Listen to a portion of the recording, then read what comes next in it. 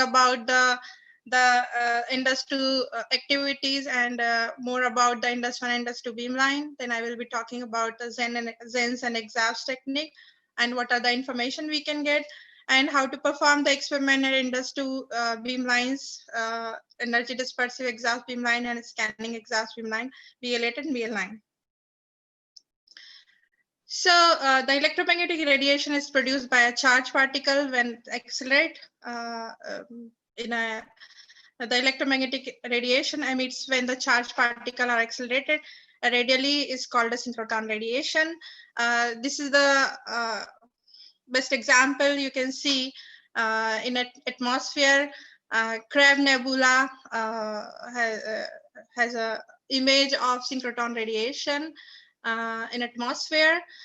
This image has been taken from the different 5 telescope and it has a various different radiation. So the synchrotron radiation can be produced when using a bending magnet, undulators, wigglers, etc. This is the example of a bending magnet. One can see that when the electron is passing from the bending magnet, the synchrotron radiation flux is coming out of. Similarly, in undulator also, you can see that you have a variation of the magnets, and the undulator produce the more focused beam compared to the bending magnet. The synchrotron radiation has so many properties. It's as from the it is understood that it has a broad spectra range from microwave to hard X-ray range. It has a high flux, high Bernoulli source, polarization. The polarization is a linear as well as circular polarized, depending on the what type of geometry you are using. It is pulse time structure, like a pulse length down to 10 seconds picosecond. In synchrotron and FEL, it's also the same. Femtosecond. There is a big difference between the X-ray tube source and X-ray produced from the synchrotron. The X-ray is generated, I think everybody knows, when the high energy electrons are made incident on a target, then X-ray, the continuous spectra is produced, which has a characteristic lines, K alpha, K beta, from the copper source, for example, or it can be chromium and tungsten also. But using a synchrotron radiation, the idea is that we have a broad spectra from the bending magnet, which is most intense till today. And the bending magnet has a less flux. If you use a Bigler and undulator, then it is more intense, as you can see in this picture. So the question comes then, what is the design? What are the aspects behind the synchrotron radiation source? So this is a small picture which can tell you that the electron, when the accelerator in the LILAC, then it is boosted in the booster ring, and then it has been transferred or stored in a storage ring. Then after that, the synchrotron radiation from the bending magnet or undulator, it has been moved towards the beamline. So this is just a simple example of the beamline. What are the components we have? Like in the beginning, we have optics control cabins, or we call it hutches also. Then after that, experimental station we have, where we have for our diffractometer, detectors, all, and then we have a data collection in the control cabinets. This is a history of synchrotron radiation. The first, it has been observed in 1947 using a 70 mega electron volt, and then first user experiment was performed in 1950. Cornell synchrotron at the 320 MeV source. Here is the history also. You can say the X-ray means the candles came in the beginning, then light bulb, and X-ray tube, we have light, sunlight. And then the synchrotron has been started using the bending magnet as well as Bigler is a first generation and second generation synchrotron. And then as a third generation, it is known using, it has been detected by the undulators. And then fourth generation FEL. The recently one more upgradation has been done as a new fourth generation light sources like Max 14, Cyrus, and ESRF extreme brilliant source, which is the recently in this year only installed. Their installation is finished, and they had claimed that they are going to get low emittance, high energy synchrotron radiation. And just I think last week the user meeting has been finished, and they said that they are going to have a very good user experiment in this year. So this is a worldwide synchrotron radiation source. You can see that the so many synchrotrons in US. And if you look on the, there are many, and if you look carefully, there is a Indus 1 and Indus 2 in India, where we are sitting. So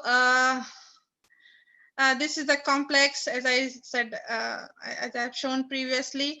So we have on the right side, you can see that this is the Indus 1 building, and another side is Indus 2 building. So here is a brief scenario of Indus 1 and Indus 2. Basically, we have Microtron 20 MeV, which is started in 1992, and then booster synchrotron 700 MeV, which is started in 95, and then Indus 1 started working in 1999.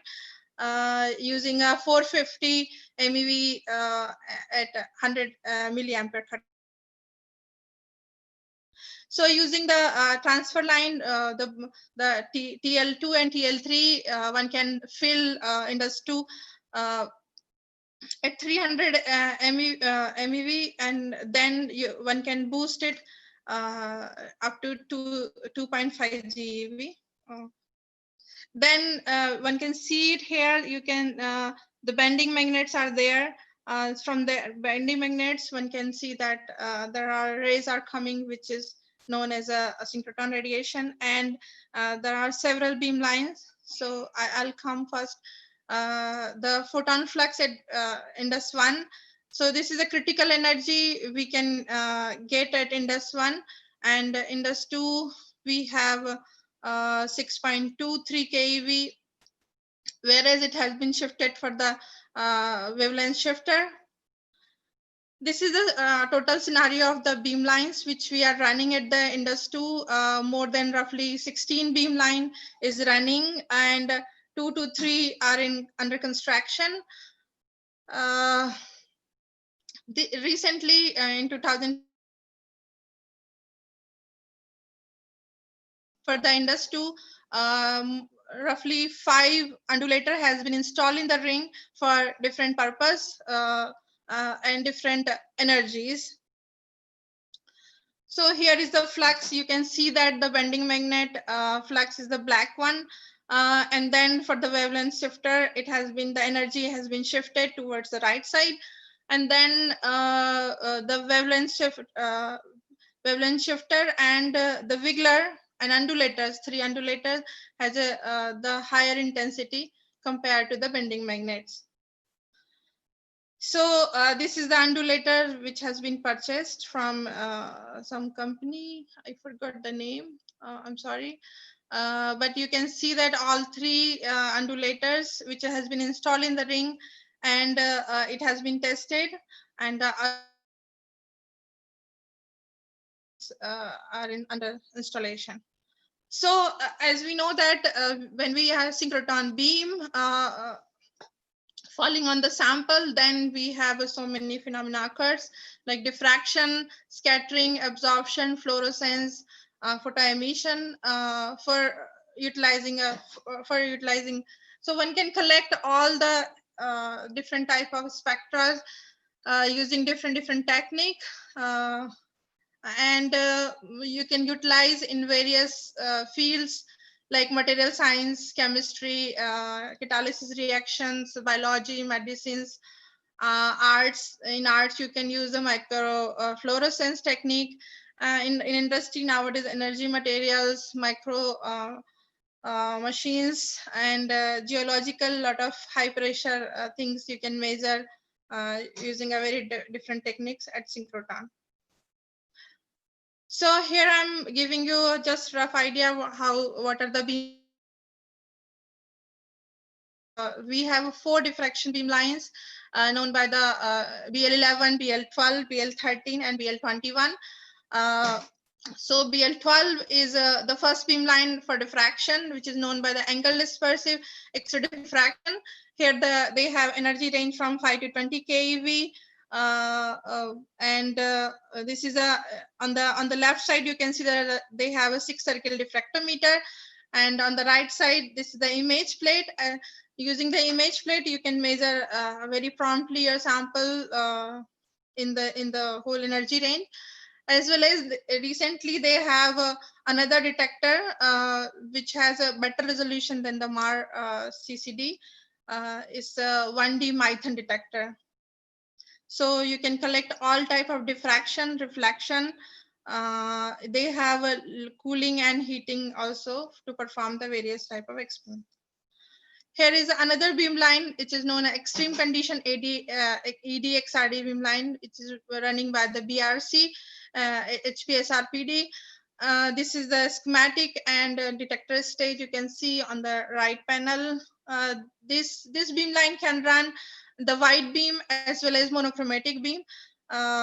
So they can select the 10 keV to 70 keV energy range.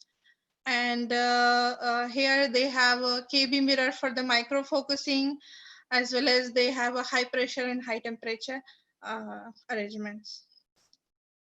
This is I think recently this beamline has been started, which belongs to SINP GI SACS beamline. So you can see that this is a schematic, and the new thing in this beamline is that they have 8 circle diffractometer. So you can perform the experiment with so many scattering techniques like reflection, diffraction, diffuse scattering experiment at grazing angle. You can easily perform here. So I'll go to another, so here is a protein crystallography beamline for the biological application. This BL21, this is also running from the HPSRPD BRC. And they have energy range, I think the same 5 to 20 keV, but at high energy they prefer because you can get a better flux. This is the layout of Indus 1. So in Indus 1, 6 beam lines are running, and 1 or 2 is in under construction. It has a so the first soft X-ray reflectivity beamline was installed in Indus 1 using the so they have energy range 12 electron volt to 310 electron volt, and using this you can have the interface properties like at very low angle you can perform the experiments and get the thin films and multi-layer interface information, and as well as the optical constant you can determine using like you can vary the energy and actually calculate what is the optical constant of your material. So similar to this beamline, after Indus 1 soft X-ray reflectivity, another beamline came in Indus 2 for higher energy, which is BL3. So the energy range at this beamline is 100 electron volt to 1500 electron. This is just extension of the Indus 1 beamline. And here you can see that the one inside the whole goniometer the UHV chamber. So you have to load the sample and wait for the vacuum to perform the experiment because at soft X-ray energy, your flux is bad if you have a poor vacuum. So next beamline, we have X-ray imaging beamline where you can perform the the using a wide beamline as well as monochromatic beamline, and the monochromatic energy range is 8 to 30 keV energy, and they have various type of detectors to collect a different type of various type of images. You can do the tomography also. Recently, I think they started. So the another beamline BL7 is the X-ray lithography.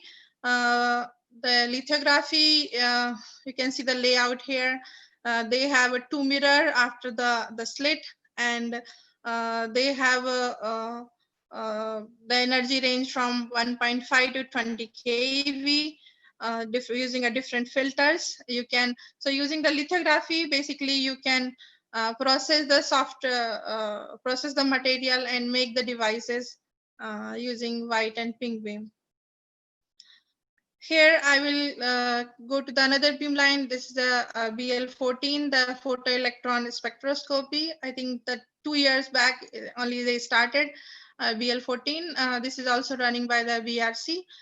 Their energy range is from 2 to 15 keV, but I think right now they are running the experimented 3 keV and 6 keV using a fiber analyzer. So you can get the little more deeper information than the lab source XPS. We have some more beamlines for photo emission at Indus 1, which is running from long time. It's known by the AIPES and ARPS, BL2 and BL3. So this is the Indus 1 for AIPS. They have a wavelength from 6 nanometer to 160 nanometer, and energy range you can calculate. They have argon sputtering, diamond filling, and temperature range also to collect the valence band resonance photoemission spectra. This is I forgot to mention that this belongs to the UGC-DA CSR in Indore. The another beamline belongs to BRC ARPS, where you can do the 2D imaging also. At the same time, the similar things which I mentioned for the AIPES. The another next beamline, I will talk about the X-ray fluorescence at BL16. This is a layout. So basically what they can do, they have a silicon diffractometer, and then they can focus is by the using a KB mirror to make a micro size beam for scanning of different material using X-ray fluorescence. They can do the X-ray reflectivity as well as X-ray standing wave experiments at this beamline. Recently the BRC has started one beamline BL18, which is known by the small and wide angle X-ray scattering. So this is the layout. Basically, you have a mirror for focusing, and then slits, and then you have a detector at a very large distance in a vacuum, which is a 2D detector, and they have a 1D also to collect the wax. So this technique you can use for the larger scale structure like 10 angstrom up to 1000. And their energy range is the same as 5 to 20 keV, similar as other beamline. So I'll come to the photo emission. We have 3 beamlines at Indus 2. One is a BL1 soft X-ray absorption, which is running by the UGC-DA CSR Indore, and the 2 beamline where I am working as a BL9 and BL8. So shortly I'll talk about the soft X-ray, and then I'll go for the more basic about the X-ray absorption. So the soft X-ray absorption, basically you can measure the all type of 3D, 4D transition metals, as well as rare earth L edges, M and N edges, not L, sorry. And they have energy range from 100 to 1200 electron volt, as well as you can do the in situ deposition and heating experiments at this beamline. So as I had already talked shortly about how when the X-ray interact with the matter, the photoelectron absorption phenomena, scattering can be coherent and incoherent. The pair creation, there are a lot of phenomena which I think everybody has learned in the textbook. So the idea is that when the spectroscopy comes in a picture, then it could be absorption, emission, photoelectron spectroscopy. We have various different type of phenomena. This scattering can be elastic and elastic. So elastic scattering we measure in a crystalline liquids and other systems. The inelastic is a diffraction techniques where we could measure from the solid as well as then the imaging, so the imaging microscopy pictures of the sample from the diffraction from different absorption of X-ray for different part of sample can be measured.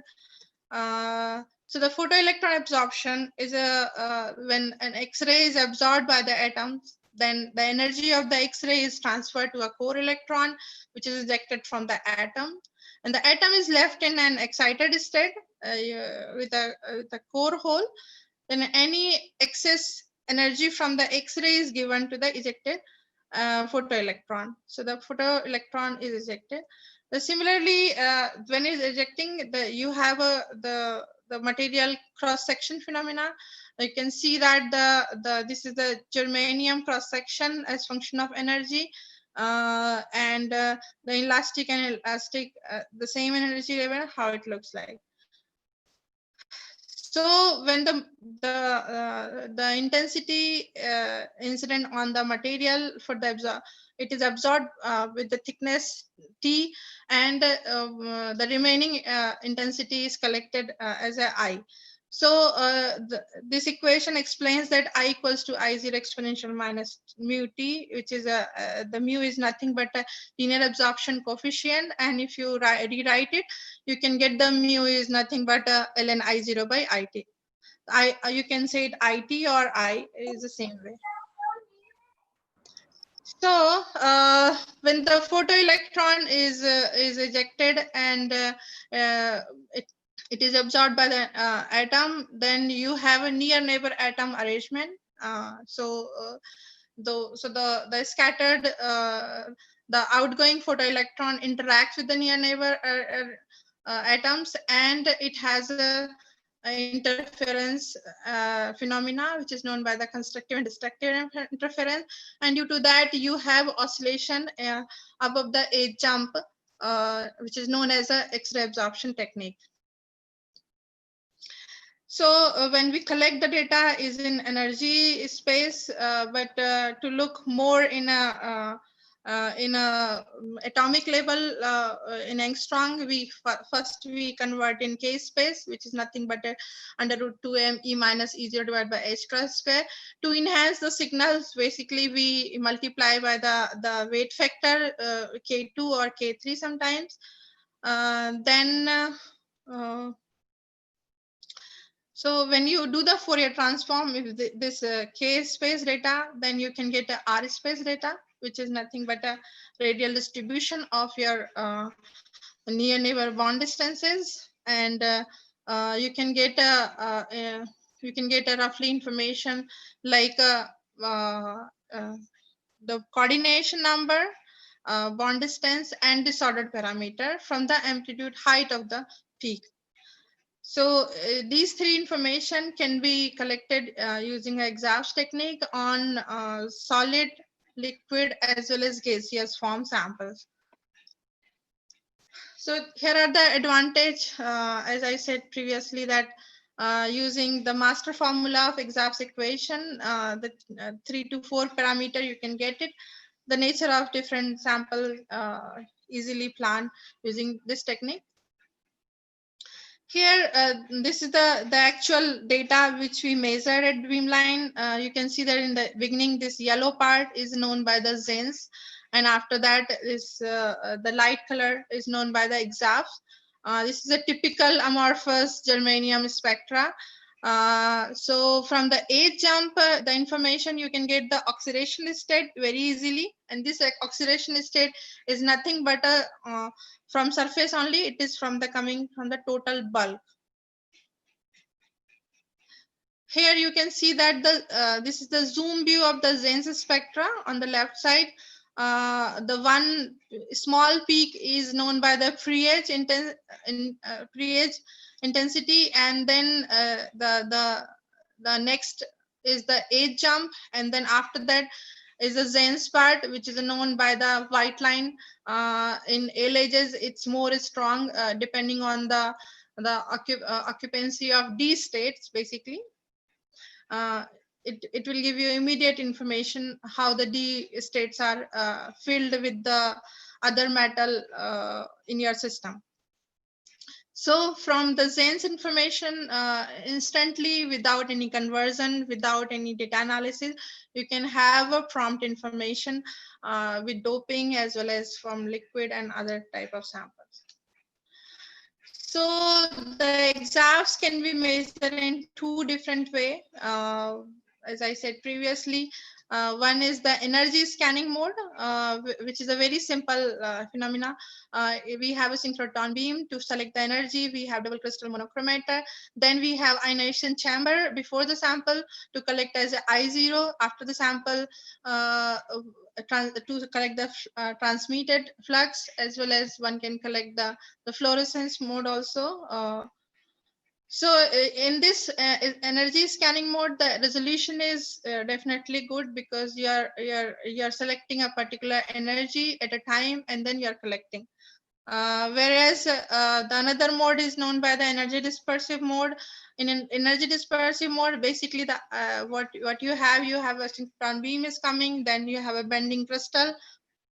So you have energy, broad energy spectra is coming at the same time. It's not a broad, like you have to select a particular energy range, like 500 electron volt, or depending on your energy range is coming in from the sample.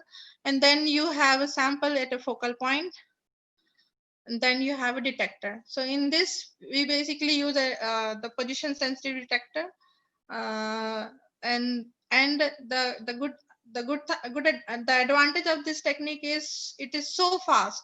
Like in microsecond, you have one spectra, whereas in scanning exhaust mode, now we have achieved few seconds. So the two techniques has a advantage disadvantage separately. So this is a more detailed structure of our BL8, where you can see that there is a source as 0, and then bending crystal, then S3 is the sample place, and D is a detector place. And our energy range is 5 to 20 keV. We can collect. The resolution is 10^4 at 10 keV.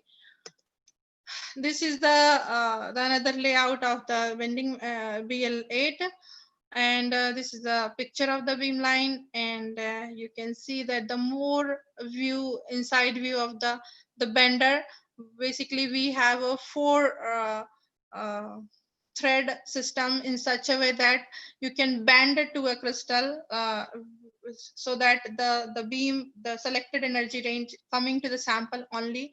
It will be not defocus anywhere, otherwise you will lose the intensity.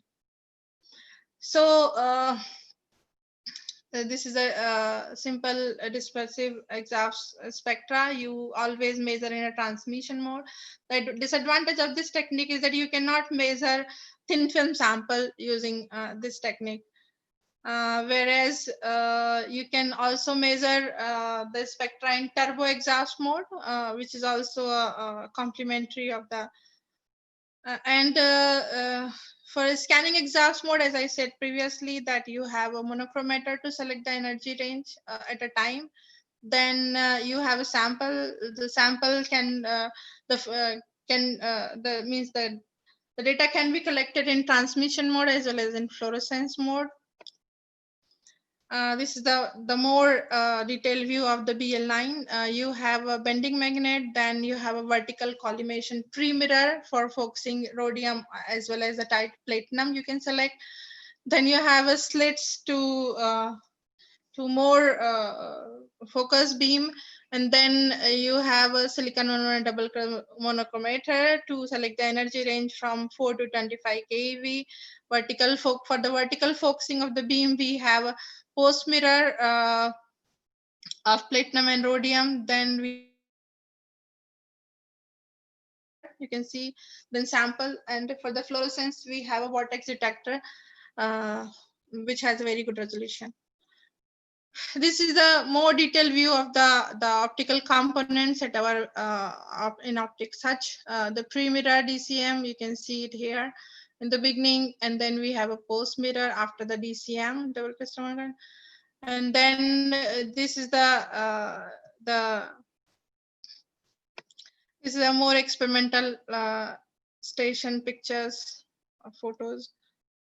And the detector, you can see that the Lytle detector we have, ionization chamber we have, and vortex detector we have.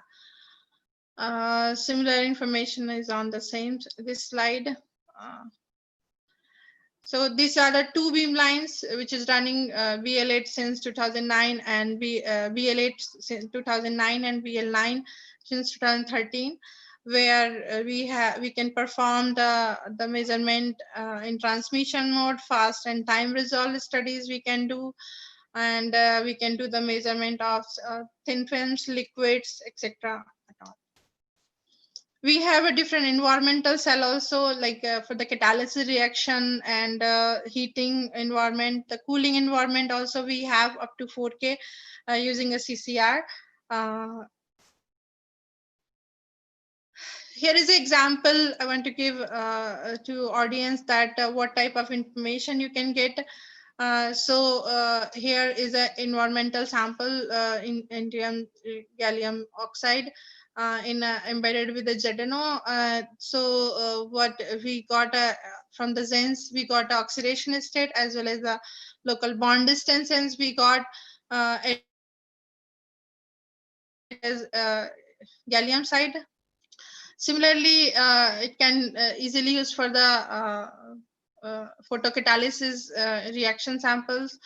Here I'm also giving you a which is I think was measured a few years back as a nuclear program. The structure is so complicated, but from the examples where the XRD cannot help much, and using the examples you can have the information about the europium first cell and first coordination as well as bonds with the different type of elements like oxygen, nitrogen, and carbons. And the DFT also confirms the similar structure. This gives the fullest studies like theoretical as well as the experimental information about the bond distances and disorder. Here is another example which is done by the radioanalytical chemistry group of the BRC. The structure was so complex and was detected very nicely with this technique. So there are several examples. Here I want to talk about the in situ experiments, how the experimental setup looks like. With the UV visible spectroscopy, simultaneously you can measure the ZENS and EXAFS spectra for in situ reaction. So you can see that this is the cell arrangement where the X-ray is coming in and out, as well as the visible photon you can measure simultaneously using the reaction. So you can see that with the time the silver, the gold bond distance has been changed from the gold chloride, and you can see the development of the gold peak has been improved with time and has been collected. Then you can see that the SPR gold SPR peak simultaneously was measured to confirm the environment. Using that, we can talk about the gold, and similar experiment was performed on the platinum nanoparticle also. So this is the study you can perform it easily with BL8 using a dispersive mode. Here is the new mode we started at BL9. As I explained that the previously the exact measurement taking a time like a few minutes to like 10 minutes to 40 minutes, but now with the quick exhaust mode we are able to run our diffractometer in such a way that from 2 to 5 minutes we can collect the 4 to 5 spectra so quickly. So this is the time resolve studies on the silver. You can see that with time how the silver has been grown and the particle distribution has been calculated.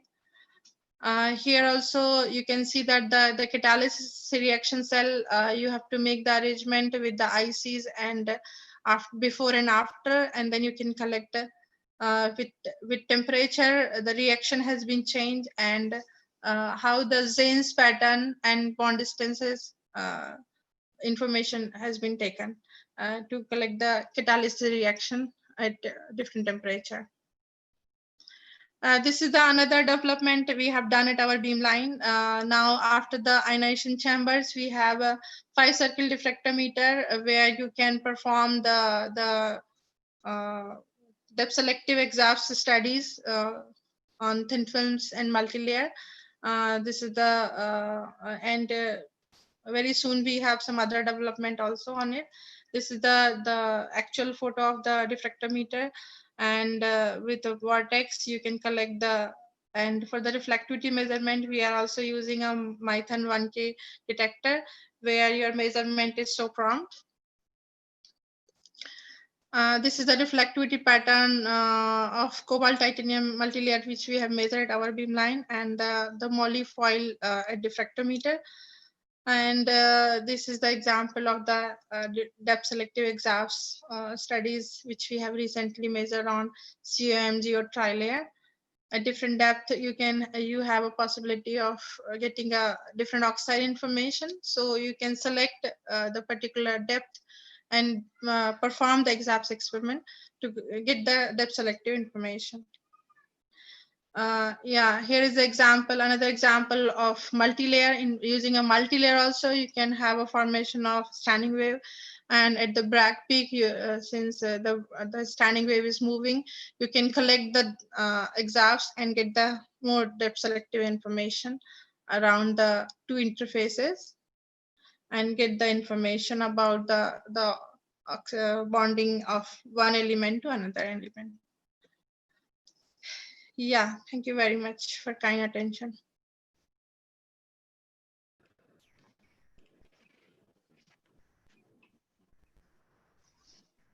So, thank you very much, Dr. Parasmani, for your wonderful talk. So we'll have some questions from the participants now. Please. So the first one is from Rajesh Niranjan. He is asking about the beamline and the process. So how long it takes to get samples characterized from FI to final data to the researchers? Okay. So he's basically asking about how long does it take to characterize the sample? Tricky question and difficult to answer. Yeah, actually, yes. I forgot to mention there is an online procedure, online link for putting a proposal, and then you get the beam time after a certain time. The data analysis, depending on which type of sample, if it is usual sample, then the analysis takes much less time compared to the new or some different type of samples coming. It's taking time. Okay, so you possibly answered his next question. So is it compulsory to get proposal approved by DAE, UGC, CSR? So he is possibly confusing the student for sample characterization for other university scholars. I'm sorry, I will not comment because UGC DAE, I'm number. Yeah. more part of that. So Of better course. they can go and they have online email IDs to ask them. Right. Okay. So we have a question from Monica Dubey from MIT University. She's asking, may liquids be detected, okay, or rather characterized? And next one is on the request, please share presentation if possible. Yeah, I have no problem. I can share presentation. And what was the Amity University question? The liquids. Yeah, can liquid samples be characterized? Yeah, the liquid, depending on the concentration, how the concentration of metal inside the sample, as well as now we have a better 4-element fluorescent detector, which is working now and is then recently installed. So very low concentration also we are trying to collect. Okay. So the next question is from Prakash. He's asking, the synchrotron principle requires a certain initial velocity sufficiently close to speed of light to achieve this velocity, and where the acceleration takes place, or how does the acceleration takes place inside the synchrotron. So that's the question. I think I did not get. Should I repeat it? He wants to have the idea about the synchrotron basic. Yes, how yes, it runs. Yes. How is the synchrotron radiation produced, basically? Okay, so the electrons are accelerated, as I explained, I think on this slide now. I can just go. Just give me a second. Yeah.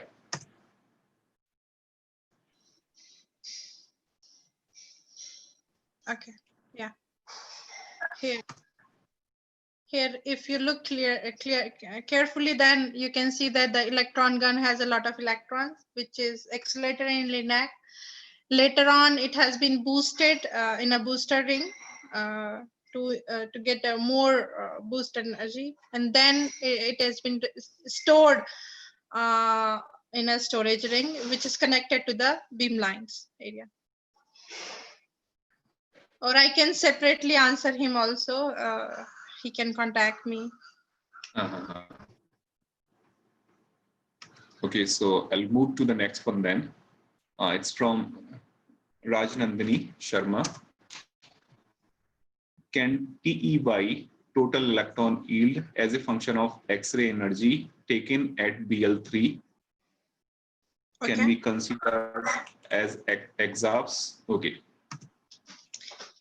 Yeah, so soft X-ray energy has also, the problem is that it's not exaps part, whereas the soft X-ray will give you only a Zen's reason, or as well as the more surface reason phenomena like D states and how they are like EG-T2G information, as well as the but it's not exactly exaps information to get the bond distance and coordination and Diawala factor. So it's a bit slightly different. Right. Okay, so I move to the next one then. It's from Ankit. He's asking, can we do shape memory analysis using synchrotron beamline? Yeah, I'm not sure what kind of analysis you want. Okay. Yeah, the lots of like the shape memory alloy, you can if you have a change in the memory, or I mean the austenite to martensite phase, you can detect with the synchrotron if you're not able to collect using a diffraction at lab source, as well as if there is a the one atom place, the other atom is also at the same time sitting, you can get the information from exaps. I think similar information people talk in magnetic, always magnetization data, so you can have it easily. Right. Okay. So the next question is from Seema. I always prefer the shape memory alloy sample. If people get the information, structure information with temperature using a diffraction first, and then they should plan for the exaps, because it's Yes. Otherwise, Yeah, and also working in this area, I guess magnetic shape memory should be close to your heart. yeah. So the next question is from Seema Verma. He's asking, ma'am, can I take solid sample like deposited glass and do measurements? Yeah, the glass can be measured. So that should not be a problem. Yeah. Yeah, but The next depending question on what from type Manu of Kumar. form of solids, I mean glass sample. Is it form of powder or is it a form of thin film? So she can perform the experiment in both on both type of samples. Okay. And then we will also be needing some reference samples, right? Sorry? We always need some reference samples. Yeah, definitely reference sample. Some of reference sample we have, but if user brings their own references, it's always good because for the energy calibration as well as for charge state, it is good to user, I mean, if they bring their own sample. Right. Okay. The question from Mr. Manoj Kumar Sharma is there any charge to avail this facility? No, there are no charges for only industrial people are paying. Otherwise, for research and development, there is no charges. Okay, yes, good. So the last one is from Seema Verma. She's asking, what is the gamma radiation source for thin films? I'm not sure about this question. Okay, Sorry, I'll leave it to you. can you just Okay, so Seema Verma, she's asking, is there any gamma radiation source for thin films? the gamma means you have I to don't. go on different source. The synchrotron Right. has Yes. yeah. Synchrotron won't be providing you that, I guess. Okay. Okay, so I guess I have one more question. It is, I have nickel, iron, aluminum alloy sample pellet, and I have done its XRD BSM. So should I go for exaps also, and what kind of information can I get from it? Yeah, we should definitely plan because you will have a coordination number with doping. If something there is a change, how it is. Okay, excuse me, I have one more question, I guess. So it's from Niharika Chaurasia. Ma'am, what is the benefit of synchrotron imaging over conventional X-ray diffraction? Yeah, imaging is different. Like the polymer sample itself, you can collect the images. If you have some metal also, or like nowadays, lot of arts, they are collecting the different how the arrangement of elements on a pictures and what type of the porosity, the like corrosive material has a corrosive behavior also. So you could see the what type of corrosive structure are there. So with the imaging, you can have a different than the diffraction. Yeah, I think they can go on the BL4 survey. Okay. Collect the information. They have a lot of photos as well as the publication there. Right.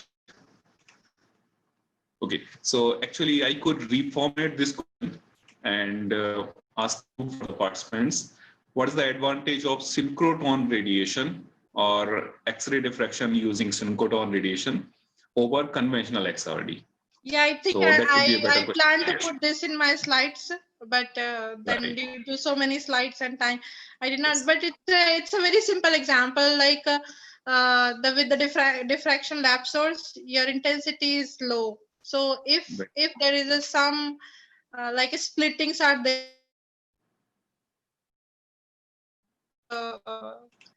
which you cannot see at using a lab source, so you should definitely go for the synchrotron.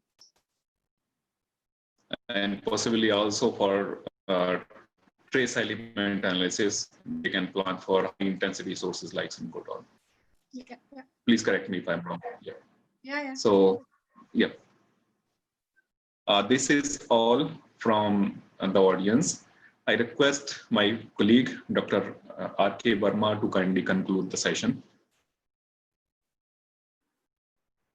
Thank you, Yaspalji. Thank you, madam, for accepting our invitation to deliver a wonderful lecture. And I think that not only think, I believe that all the participants have been benefited immensely from your vast experience in this particular field of synchrotron-based technique for the characterization. Yeah, actually, I planned so many basics, but could not finish the basics in 1 hour. So just summarize whatever. Yeah, yes, but still, I think I was also listening. It was quite a wonderful lecture, and I appreciate your communication. And thank you very much for accepting our invitation. And I request all the participants to. I think that all the participants have benefited, and I thank you once again. And thank you, Thank you very much. Thank you. Okay, so thank you very much, Dr. Parasmani, and thank you very much all the participants who joined today. That's all from us. We'll be joining again tomorrow at 11 o'clock, and tomorrow we may have 3 lectures. So first one is at 11, second one at 2, and the third one maybe at 4 about magnetic materials. Okay, so that's all from us today. Thank you very much, everyone. And it's bye-bye. Okay, bye. Take care.